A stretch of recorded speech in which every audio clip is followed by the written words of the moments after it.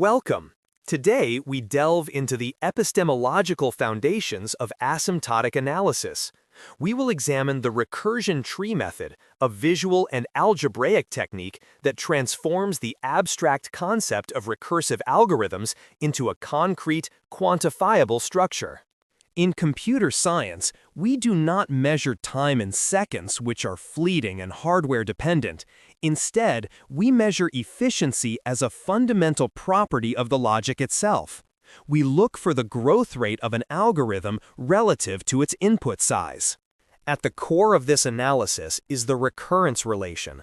Mathematically, we express this as T of n equals A times T of n divided by B plus f of n. This equation captures the tension between the infinite potential of recursion and the necessity of finite termination. Algebraic equations can be abstract and opaque. To truly understand the behavior of an algorithm, we must convert this temporal sequence of function calls into a spatial geometric structure. How do we construct this tree? We follow a strict decomposition protocol. First, we identify the root cost. Second, we expand the children based on the branching factor. Third, we iterate this process level by level. Finally, we terminate the tree when we hit the atomic base cases. The geometry of the tree is defined by precise logarithmic relationships.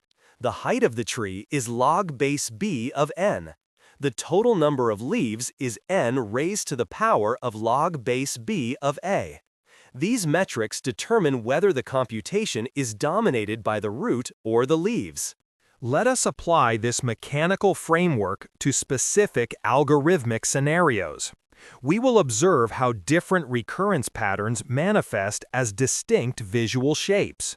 First, consider merge sort. The recurrence is T of n equals 2 times T of n over 2 plus Cn. This creates a perfectly balanced tree. The work at every single level sums to exactly Cn. When we multiply this by the tree height, we derive the classic theta of n log n complexity. Contrast this with a root-heavy scenario. Here, T of n equals 3 times T of n over 4 plus Cn squared. The cost of the subproblems decays geometrically. The summation series converges rapidly, meaning the total running time is dominated entirely by the work done at the root.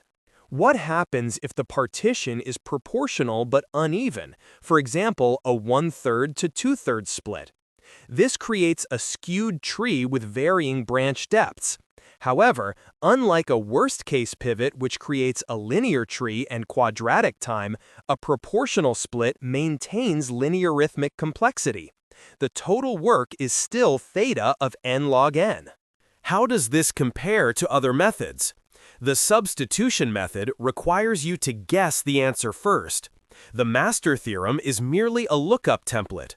The recursion tree is unique because it is generative. It builds the solution from the ground up, turning the black box of algebra into a white box of insight. Finally, we must consider space.